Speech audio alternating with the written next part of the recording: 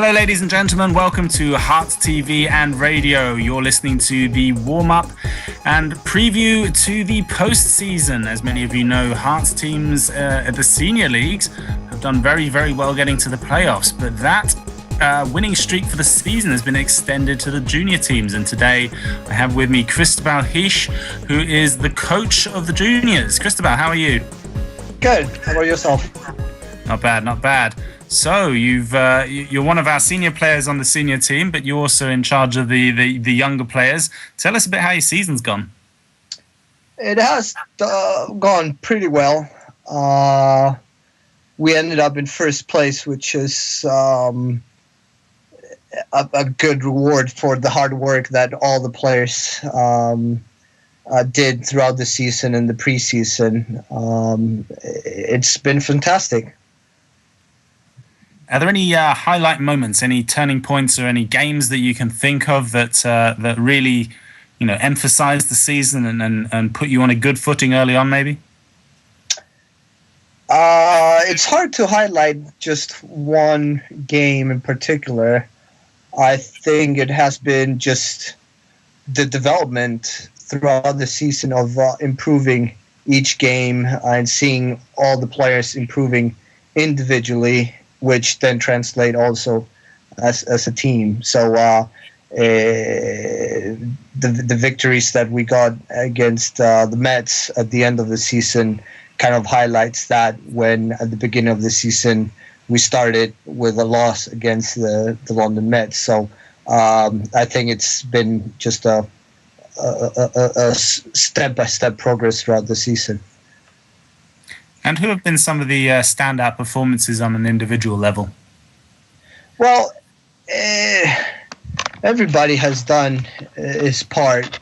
I think with respect to last year, Connor has been one of the new kids. So in a sense, he can be one of the probably rookies of the year, although he was playing for the Redbacks, but he's been a great addition to the team.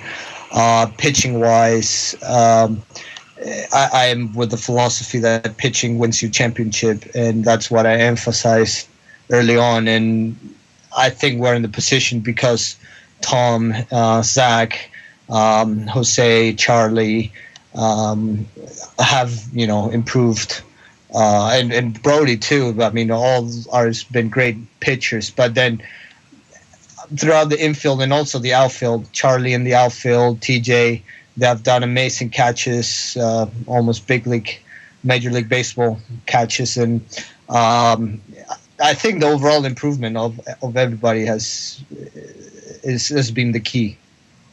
And of course, several of the players you mentioned there have actually split their seasons a little bit, playing for both the youth teams as well as the full Hearts adult teams. And that's not just a testament to their outstanding ability, but also to the club as a whole and its policy of excellent youth baseball. How do you see the future for the club in that respect? Well, they should be the key or a strong part of the development as an organization. That's what we've been trying by putting them in the right places with the right teams. And so it doesn't make sense to put all the players in one team because, of course, they have different ages and they have different skill levels at this point. Therefore, they should be playing at the adult level, where they feel comfortable, where they can perform at a good level. Because yes, you can face, for example, AAA or NBL pitcher, which is a tough opponent and a tough way to learn.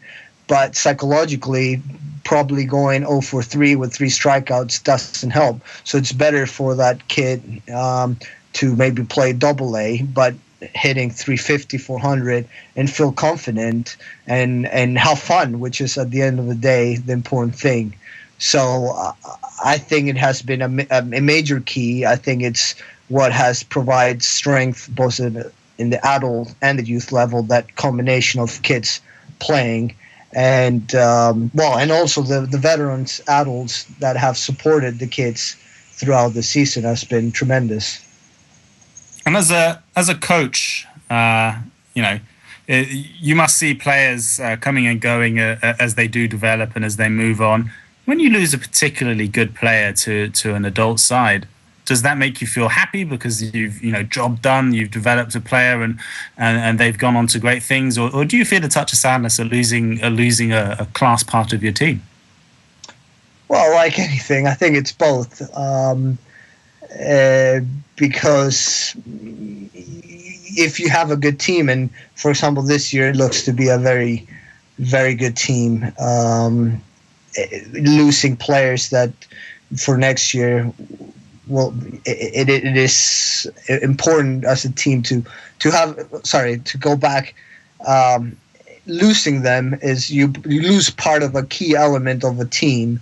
But at the same time, if they're improving and what I want them is to be NBL players in the future, that's what I think our goal has to be. And if I see that, I can only be happy for them. So yes, well, coming up, you are into the playoffs for the season. Congratulations on the fantastic job, Delph, and also the team as a whole. What are your plans? How do you think you're going to do? Well, once it's playoffs and it's one game, do or die. It's difficult to predict. Quarterfinals, we're facing, thanks to ending up first, playing with in theory, one of the weakest team in the playoffs. But at the end of the day, you need to play the game. You need to win it. And if you don't have the desire, the hunger to win the game, you might as well. You could lose it. So, important thing is play each game like it's the last one, and hopefully it isn't. If finishing first place, it's an incentive for our players to believe that we can win the championship, because even though we finished first, there are some tough opponents in the playoffs. Does it also make you the team to beat? Is everyone going to be gunning for you? It could be. I don't think we were the favorites to start a season. Some might say we're not the favorites to win it at this point either. So I really don't know. I really don't care. And if we are the favorites and everybody will looking at us, I take it as a compliment and we'll go with it.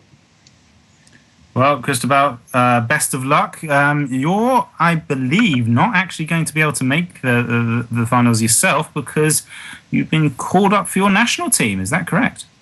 Yes, that's a very bittersweet thing, because, of course, representing your country on an international level is an honor. The same as, five of our kids are GB juniors, so it's always an honor to represent your country. But at the same time, both in my adult NBL team, the Falcons, and as a coach for under 17, you have worked hard all season, and to miss the finals and what I think will be celebrating 2 championships, it's very sad. But just on that note, I think we have an excellent coaching staff, an experienced one, and I think my absence won't be noticed. So I think we'll win it, besides me not being there.